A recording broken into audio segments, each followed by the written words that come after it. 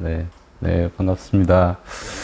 우리 김홍진 선생님께서 책 소개를 거의 절반은 해버리시는 바람에 제가 할 얘기가 조금 없을 것 같기도 한데요.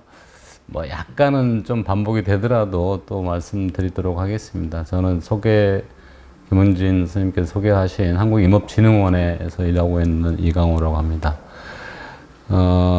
아까 말씀 중에 이제 목조주택 얘기를 하셨는데, 지금까지는 5층으로 제한을 해놨던 거고요. 그래서 아까 이제 용주에 지금 한그린이라고 하는 건물이 지하 1층, 지상 5층에서 가장 높은 건물인데, 그거를 건교부에서 해지를 했습니다. 그래서 국토부에서. 그래서 지금은 이제 마음대로 하이라이즈 지을 수 있는 여건이 됐고요. 그 다음에 여러 이제 내연성이나 뭐 방염성 이런 것들 다 검증을 해봐도 실제 철근 콘크리트보다 훨씬 더 우수한, 이미 사실은 증명이 다 돼 있죠. 우리나라에 있는 많은 그 목조 건축들이, 콘크리트 건물들은 사실은 40년 지으면 재건축을 해야 되는 거고, 우리가 가지고 있는 문화유산들 보면 뭐 중간중간 보수는 했습니다만 수천 년이 가는 걸 봐서도 충분히 목재가 훌륭한 자원이다. 더군다나 이제 CO2 배출이라고 하는 측면에서는 철근 콘크리트, 사실 철강업하고 그 시멘트업이 그 CO2 배출량으로는 1위, 2위 업계들 아닙니까? 근데 목재로 대체를 할 경우에 철근 콘크리트의 4분의 1 정도밖에 배출을 안 하거든요. 그래서 저는 이렇게 비교하면 좋을 것 같아요. 우리가 육식 대신에 지금 이 기후변화, 기후위기 시대에 당신이 육식이나 채식 중에 어떤 걸 선택할래? 그럼 물론 고기도 먹고 싶긴 하지만 요즘 대체 고기들이 많이 나오니까, 그래도 많은 그 건강한 윤리적인 소비자들이 채식을 선택하는 것처럼 저는 철근 콘크리트 집을 지을래, 아니면 나무 집을 지을래 할 때 이제는 목조 건축을 선택할 때가 된 게 아닌가, 이렇게 생각을 해봅니다. 그 다음에 이제 또 한 가지는, 우리가 요즘은 로컬 푸드가 그냥 보편화되어 있잖아요. 로컬 푸드도 있으면 로컬 우드도 있다. 우리 국내에서도 목재가 생산되고 있고, 보통 우리가 벼는 뭐 한 5월 말에 심어가지고 이제 10월 말, 지금 막 별 때인데요. 그럼 한 5개월 걸리지만, 나무는 온대 지방에서는 최소한 40년, 더 짧게 봐도 한 20년. 근데 뭐 집을 지을 수 있는 나무는 40년 정도는 돼야지 수확을 할 수 있는데, 이제 심었다가 막 수확을 할 시기에 오니까 사람들이 왜 아름다운 경관을 버리냐 지금 이렇게 물어보고, 실제로 이 나무를 키웠던 임가들은 굉장히 고통스러워하죠. 제가 지난번에 홍천에서 뭐 대규모 벌채 사진 이런 게 조선일보 일면에 났었잖아요. 근데 괴산에 살고 있는 어떤 산주께서 제가 아는 지인한테 160헥타르에 딱 같은 면적입니다. 홍천이랑 160헥타르의 산림을 수확해야 되겠다라고 제안을 하셨어요. 근데 그분이 약국을 하시면서 약사로서 돈을 모으셔가지고 돈 버는 족족 산에다 투자를 하셨던 겁니다. 근데 그분 나이가 지금 85세거든요. 근데 이분이, 내 마지막 소원은 내가 심었던 나무를 수확하는 거다. 그래서 저걸 벌채를 해달라, 이렇게 요청을 하셨는데, 제가 아는 원목 생산업체의 사장님께서 저를 찾아오더니만 저 산주분을 좀 설득을 해달래요. 왜 그러냐 했더니만, 내가 사실 원목 생산업자 입장에서는 지금 저 160헥타르를 다 베면은 돈이 된다. 거의 한 30억 정도 매출을 할 수 있는 산림인데, 근데 이분이 자기 아드님이랑 같이 일을 하세요. 근데 그 아드님은 이렇게 클라이밍도 하고, 그 아보리스트라고 나무 올라가가지고 관리하고 뭐 이런 일도 같이 하거든요. 아무리 생각해봐도 내가 저 나무를 지금 수확하면은 우리 아들은 앞으로 30년 동안 먹고 살 게 없다. 그래서 감벌을 했으면 좋겠다. 속갑에서 나머지 일부는 최종적으로 한 30년 뒤에, 지금 한 직경 30cm 정도 되는 낙엽성 참나무들이 있는데, 이걸 50, 60cm짜리를 베게 되면 부가가치가 최대 2배까지는 올라간다. 왜냐하면 지금 펄프 공장에 납품되는 나무 가격이 톤당 6만 5천 원 밖에 안 하거든요. 근데 제재목으로 가면 최소한 12만 원, 20만 원을 받을 수 있기 때문에 그거를 이렇게 지속 가능하게 했으면 좋겠다. 그걸 이제 산주를 설득을 하려고 저를, 그래서 제가 이 책을 산주한테 그러면 갖다 드려라. 갖다 드리시고, 한번 설득을 해보자. 그래서 지금 이제 일부 낙엽송은 한 50년 되면 사실 벨 때가 됐거든요. 수확할 때가 됐으니까 그건 수확을 하고 나머지 참나무들은 감벌해서 다음 세대에게 이용할 수 있도록 해주자. 이렇게 이제 제안을 드리고 있는 판입니다. 근데 그 얘기를 이 책에서 하고 있었거든요. 근데 그거를 어떻게 보면 사람들이 저보고 넌 맨날 꿈만 꾸냐라고 얘기를 하는데 그 꿈이 조금씩 현실이 되고 있는 듯한 느낌이 들고 있습니다. 이 밖에도 뭐 여러 가지 사례도 있는데 또 기회 되면 말씀드리겠습니다.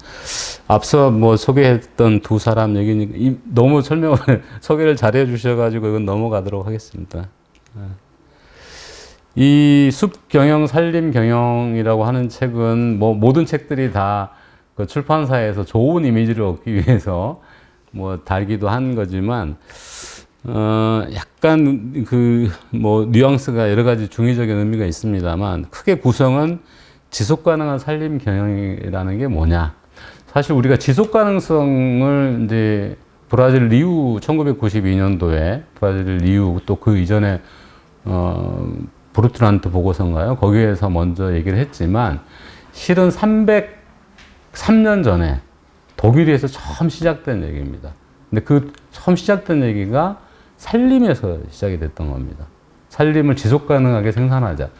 그 당시의 핵심 사상은 나무가 성장하는 거, 매 1년마다 성장하는 것만큼 베지 말자. 그 안에서만 베게 되면 항상 나무는 숲은 그 자리에 있게 되고 우리는 원하는 목재를 얻을 수 있다.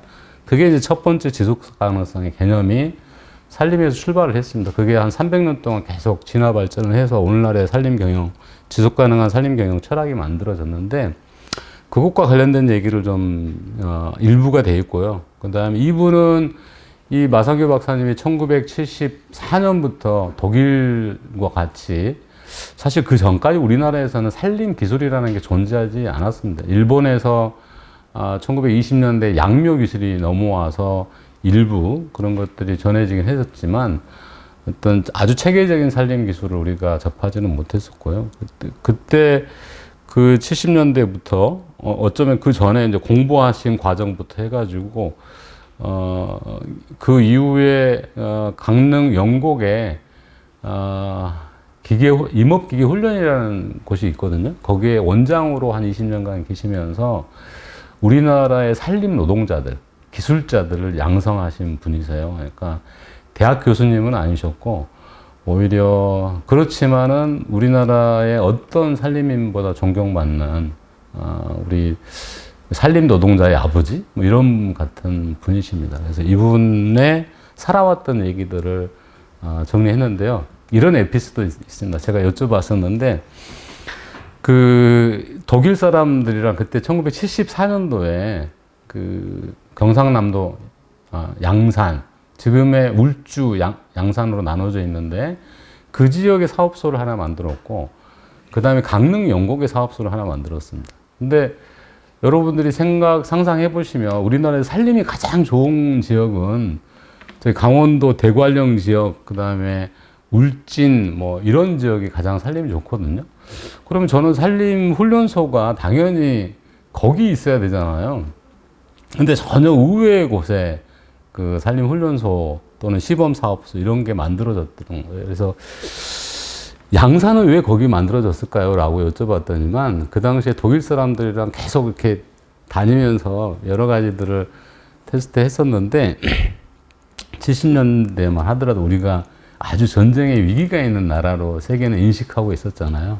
그 독일 사람들이 도망가기 가장 문제가 생겼을 때 탈출하기 가장 좋은 곳, 그것은 부산이었고, 부산에서 가장 가까이 산림이 그래도 괜찮은 곳이 영남 알프스 지역입니다. 그래서 양산 울주군에 첫 번째 이제 한독 산림 협력 사업이 이루어진 거고요.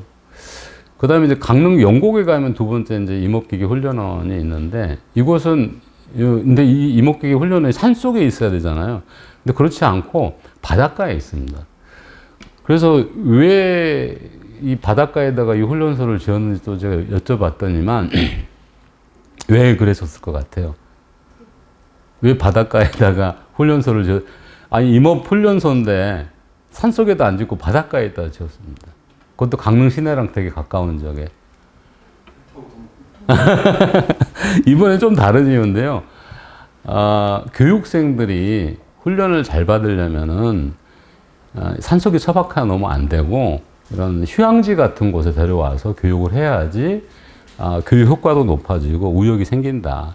실제 산림 현장까지는 30분 정도 차를 타고 가면 접근할 수 있기 때문에 굳이 산에 들어갈 이유가 없다. 그게 그 독일 사람들의 생각이더라고요. 근데 아무튼 뭐 그런 저런 얘기 에피소드들이 어떻게 보면 우리 산림의 어떤 변화 과정들 속에서 느낄 수 있는 재미난 얘기들이 있으니까 혹시 시간이 되시면 뒤쪽도 읽어보시면 좋을 것 같습니다. 제가 그래서 이분의 책을 쓰면서 제가 현장을 보지 않고서는, 물론 제가 한 10여 년간 모시기도 했지만 사실은 1974년도에 처음 시작했던 현장에 가보고 싶었었습니다. 그래서 그 당시에 조성한 이게 가뭄비 나무를 중심으로 침엽 수종을 여러 가지 테스트한 곳인데요. 정확하게는 1978년도에 식재를 하셨다고 그래요. 이 오른쪽에 계시는 분이 이제 김종관 박사님이라고 우리나라 초기 산림 경영의 어떻게 보면 쌍두마차 같은 분인데, 우리 김종관 선생님은 울주에서 그냥 눌러 앉아가지고 거기에 지역의 농민들을 조직해서 한 4,000헥타 규모의 산림 경영을, 사유림 협업 경영을 처음으로 시도하신 분이십니다. 그리고 한 분은 이제 기술자를 양성하신 분이시고, 근데 저기 갔는데 이분들도 찾지를 못하시는 거예요. 왜냐하면 그때는 묘목을 심었었고 지금 이런 아름다운 나무가 커 있던 겁니다. 아마 한 번 정도 뭐 속과배기 정도를 한 지역인 것 같은데, 마치 정말 저는 가뭄비 나무가 얘기하고 있는 것 같았어요. 왜 이제 왔냐? 왜 이제서야 왔냐? 내가 그렇게 애타게 당신들을 기다렸는데 이제서야 나를 찾아왔냐라고 부르시는 것 같았는데요. 정말 나무가 우람하게 잘 커 있어요. 보시는 것처럼 직경도 한 40cm 정도 이렇게 컸는데요.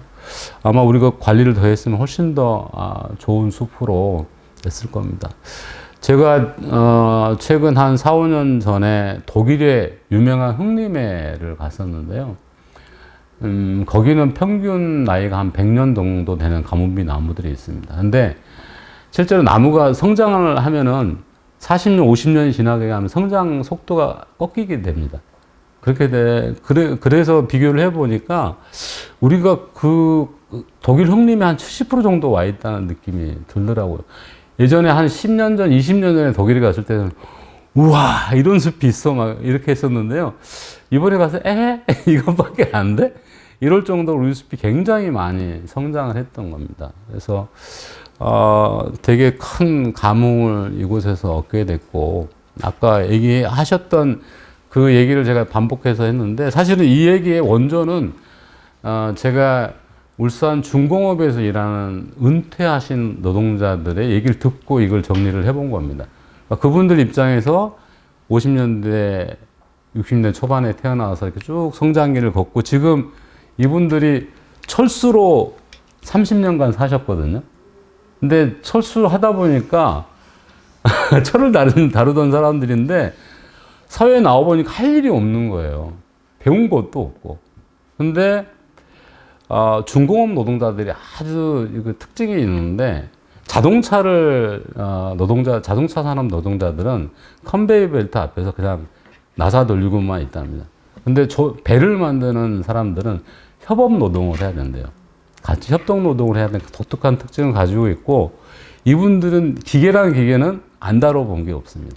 그래서 산림 분야에 써야 되는 중장비나 기계톱 이런 거를 너무 익숙하게 쓰시는 거예요. 그래서 이분들을 재교육해서 다시 산림으로 보내자. 이분들 은퇴하신 게 뭐 58세, 60세 사이인데 여전히 한 1, 20년은 건강히 일할 수 있는데, 그래서 그분들이 심었던, 어린 시절 심고 나왔던 그 나무들, 그게 어떻게 보면 자기들이 저기 울산에서 어디 포장마차에서 소주 한 잔 기울이고 있을 때 사실 그 나무들은 성장하면서 우리한테 맑은 물과 맑은 공기를 주는, 그런 아낌없이 주는 나무 같은 나무였는데, 지금은 다시 돌아와서 또 일자리까지 제공하는 하겠다. 그래서 철수가 목수가 되는 꿈을 꾸는 과정들을 제가 이렇게 이분들의 인생사와 우리 한국 경제 역사 그리고 산림개발의 역사들을 보니 너무나 일맥상통해서 이렇게 한번 정리를 해봤습니다. 지금 베이비부머 세대가 한 700만 명 있고 이 나이를 좀 더 확장하면 1200만 명 정도가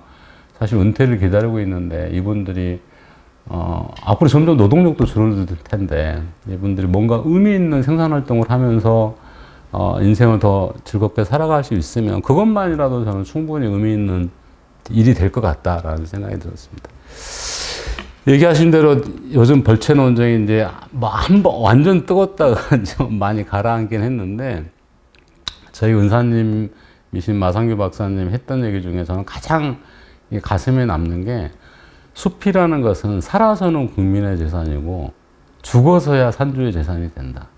그러니까 나무가 산에서 살아서 맑은 물과 맑은 공기를 주는 것은 어느 누구도 내가 산주이기 때문에 묶어놓을 수도 없잖아요. 그러니까 산림이 가지고 있는 공익가치가 있는데 그거는 누가 제한할 수 없는 그런 공적 가치가 우리 지금 산림과학원에서 평가하고 있는 것은 연 221조 원, 1인당 한 428만 원을 공짜로 지금 주고 있는 거죠. 근데 산주가 이렇게 제공하고 있음에도 불구하고 산주가 뭘 받는 건 아닌 겁니다. 살아있을 때는 아무런 그 효과가 없는 거죠. 산주 입장에서는. 근데 뭐 마음대로 베지도 못하게 하잖아요. 경관이 뭐 나빠진다든지 생태가 문제가 된다 이런 명분으로. 그게 이제 역으로 얘기하면 공익가치인 거고. 그 다음에 이제 이 나무를 잘라서 죽여야지만이 산주가 뭔가 돈이 생기는 거죠. 꼭 나무가 아니더라도 그 밑에 임산물들. 요즘은 이제 다양한 산양삼도 요즘 많이 키우고 있는데요. 우리가 인삼이라고 그러면 밭에서 재배하잖아요. 그래서 원래 다 밭에서 재배하는 걸 생각하지만 사실 인삼이 시작한 고려시대지만 고려시대의 초기의 인삼 재배는 산에서 있었습니다.